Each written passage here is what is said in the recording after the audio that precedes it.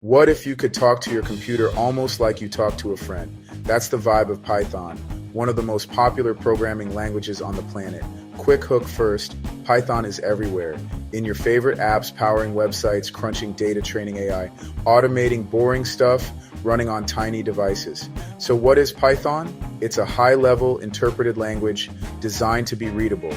Think less semicolons and curly braces, more clean, clear sentences. It's dynamically typed, which means you can move fast without declaring every little detail. And it comes with a giant ecosystem, libraries for web, data, machine learning, graphics, automation, you name it. It runs on Windows, Mac OS, Linux, even Raspberry Pi. Why do people love it? Low friction to start, huge community when you get stuck, and serious power when you level up. All right, examples.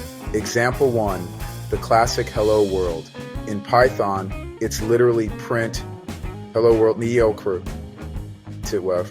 One line, example 2, math and data.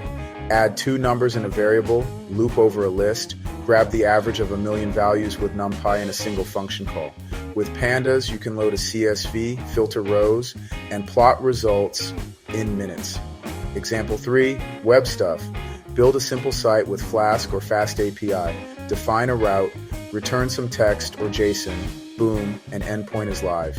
Example 4, automation. Rename 1,000 files, scrape a page, schedule a script to email you a report every morning. Python turns chores into buttons. Example 5, AI and machine learning. TensorFlow, PyTorch, scikit-learn. Use a few lines to train a model, classify images, or generate text. Example is games and graphics. Pygame for 2D fun, or use Matplotlib to chart anything you can measure.